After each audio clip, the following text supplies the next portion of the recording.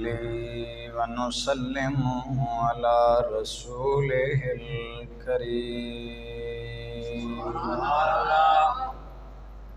وعلى آله وأصحابه أجمعين. أما بعد فأعوذ بالله من الشيطان الرجيم. بسم الله الرحمن الرحيم. والضحى والليل إذا سجى ما ودعك ربك وما قلى وللآخرة خير لك من الأولى ولسوف يعطيك ربك فترضى. وفي مقام آخر النبي أولى بالمؤمنين من أنفسهم. آمنت بالله صدق الله العظيم. صدق وبلغنا رسوله النبي الأمي الحبيب الكريم.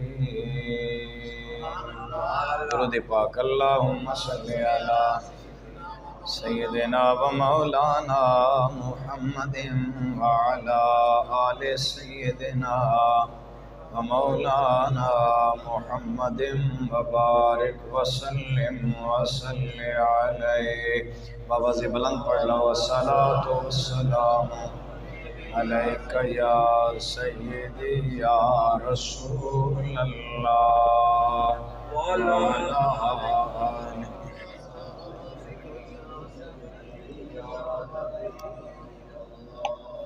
الصلاۃ والسلام علیک یا سیدی یا شفیع المذنبین وعلی آلک واصحابک یا سیدی یا رحمۃ للعالمین.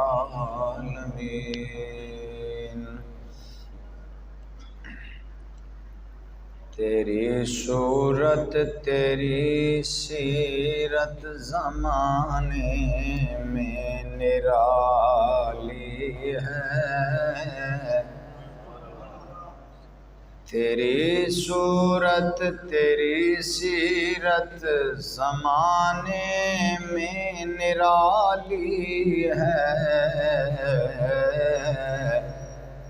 تیری ہر ہر ادا پیارے دلیل بے مثالی ہے.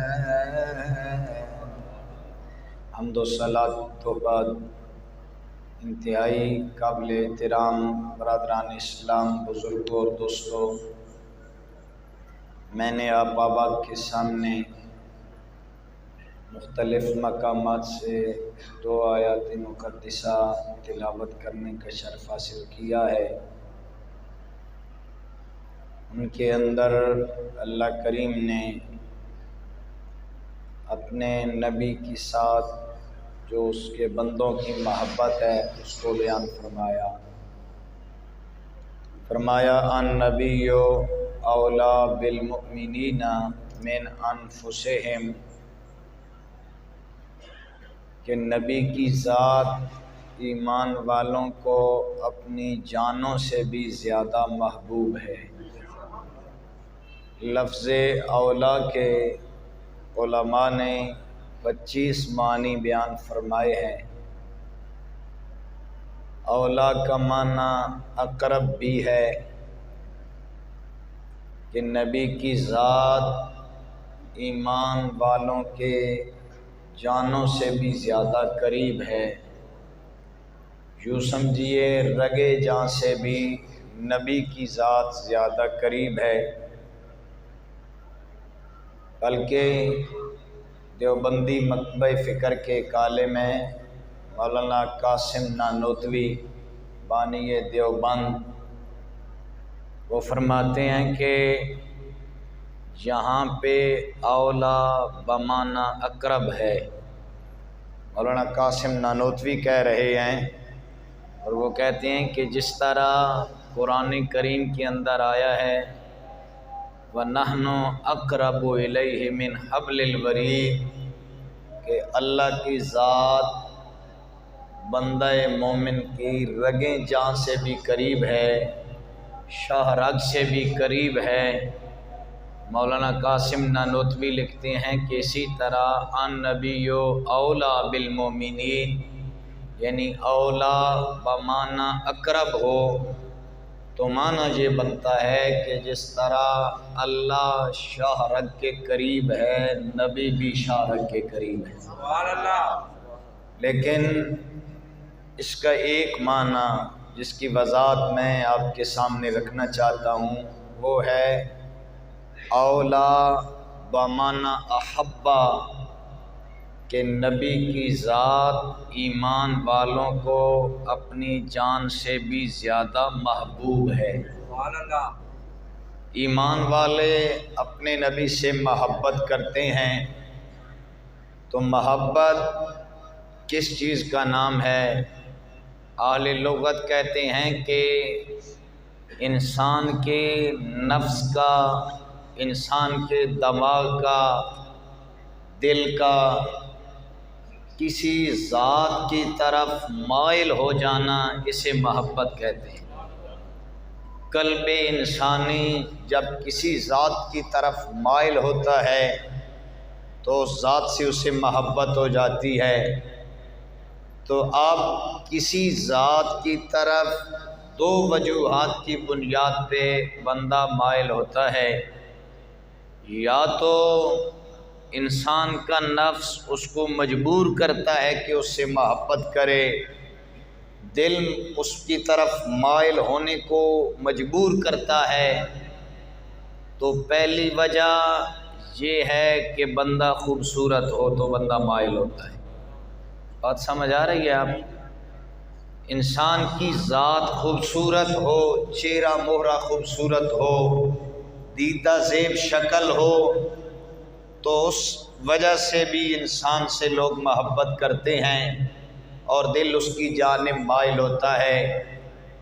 اور دوسری وجہ انسان کا خلق ہوتا ہے، یعنی اس کی سیرت، کردار، معاملات اور کمالات اس کے اندر ایسے ہوتے ہیں جن کی بنیاد پہ انسان کا دل اس کی طرف مائل ہوتا ہے۔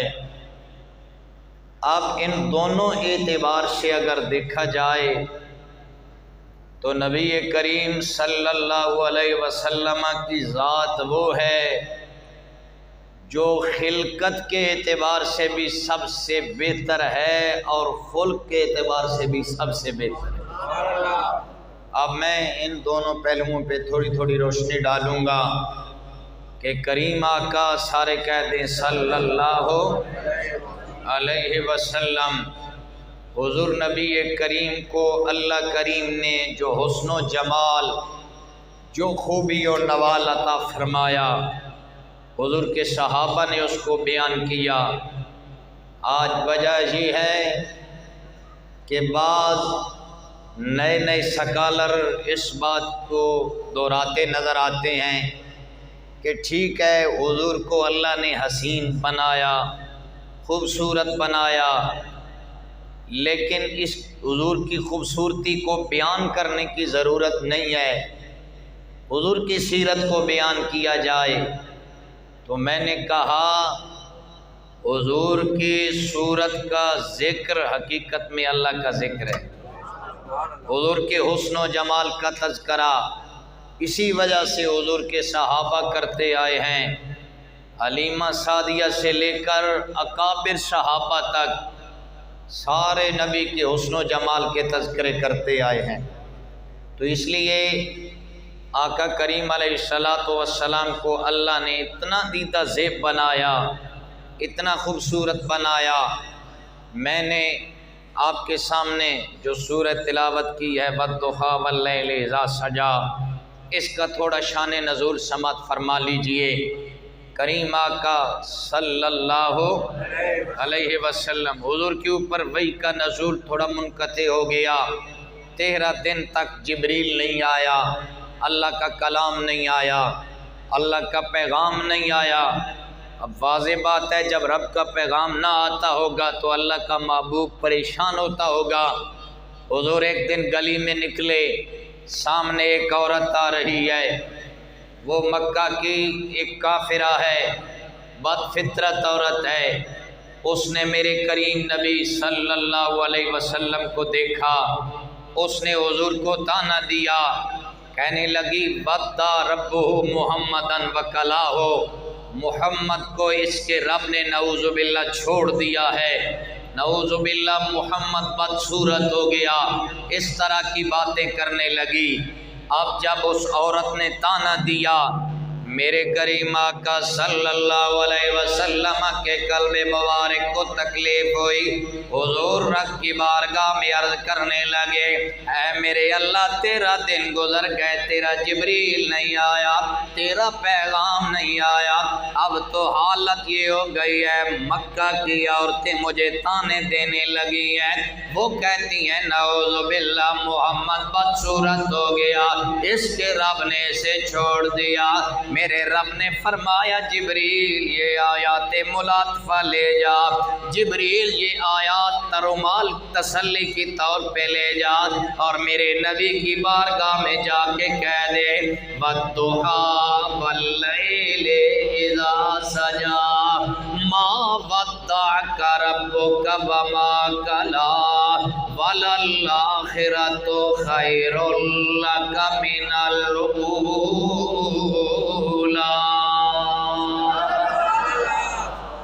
اللہ نے فرمایا اے میرے حبیب تو 14ویں کی چاند کی طرح روشن ہے، تیرے چہرے کی قسم، تیری زلف شب دہجور کی قسم، تیری زلف عنبری کی قسم، میرے بھائی میرا رب نبی کے چہرے کی قسمیں اٹھاتا ہے، نبی کے زلفوں کی قسمیں اٹھاتا ہے۔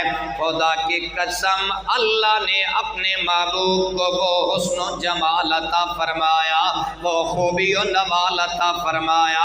حضور کے غلام ہیں حضرت حسان بن ثابت رضی اللہ تعالیٰ عنہ، آپ فرماتی ہیں لوگوں وَأَحْسَنُ مِنْكَ لَمْ تَرَ قَطُّ عَيْنِي وَأَجْمَلُ مِنْكَ لَمْ تَلِدِ النِّسَاءُ خُلِقْتَ مُبَرَّأً مِنْ كُلِّ عَيْبٍ كَأَنَّكَ قَدْ خُلِقْتَ كَمَا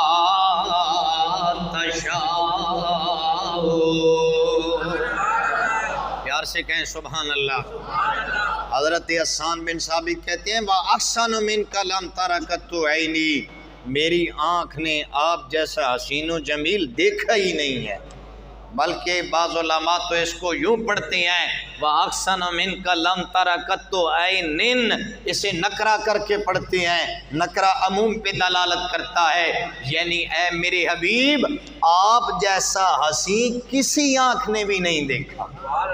حسان بن ثابت کہتے ہیں وَأَحْسَنُ مِنْكَ لَمْ تَرَ قَطُّ عَيْنِي، اے میری حبیب میری آنکھ نے آپ جیسا خوبصورت، آپ جیسا دیدہ زیب نہیں دیکھا، تو پھر عینی حسان ہو سکتا ہے تیری آنکھوں سے اوجھل ہو، کہیں کسی کونے کھردرے میں موجود ہو، تیری آنکھ دھوکہ کھا گئی ہو۔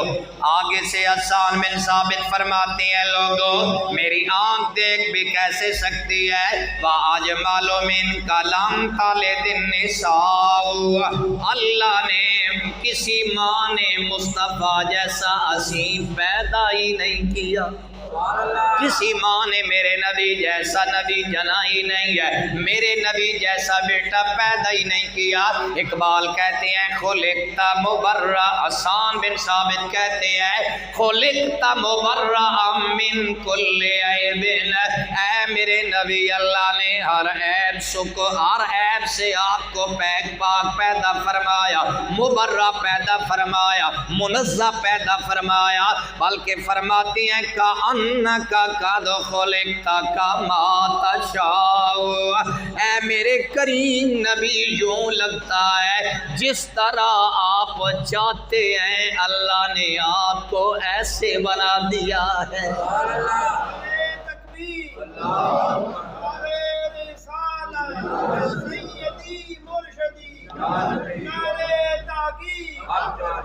لہٰذا میرے بھائی کریم آقا صلی اللہ علیہ وسلم کا حسن و جمال، میرے اللہ نے حضور کو اتنا حسین بنایا، اتنا خوبصورت بنایا۔ میں نے سیرت کی کتابوں میں پڑھا، جس دن میرا نبی مدینے کی جانب ہجرت کر کے جا رہا ہے، راستے میں جب مدینہ کے اندر یہودی زیادہ ہے، یہودیوں کا ہر اعتبار سے قبضہ ہے، اقتصادی اعتبار سے، معاشرتی حوالے سے، ہر اعتبار سے یہودی قابض ہے۔ اب یہودیوں نے آپس میں میٹنگ کی، اگر نیا نبی مدینے پہ آ کے قابض ہو گیا، ہمارا روب مٹ جائے گا، ہمارا دبدبہ ختم ہو جائے گا، ہمارا ہولڈ ختم ہو جائے گا۔ انہوں نے کہا ایک بندے کو تیار کیا جائے جو عالم بھی ہو، اس نبی سے جا کے مناظرہ کرے اور اسے مناظرہ ہرا کے آئے۔ سنا ہے وہ نبی ان پڑھ ہے، اس نے اپنی ماں کے علاوہ کسی سے کچھ نہیں پڑھا۔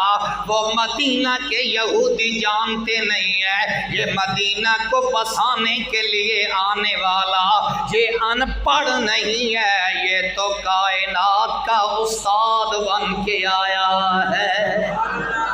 بولیے یہ کائنات کا، آپ بولتے نہیں ہیں، جتنا زور میں لگا رہا ہوں آپ بھی بولے نا، یہ کائنات کا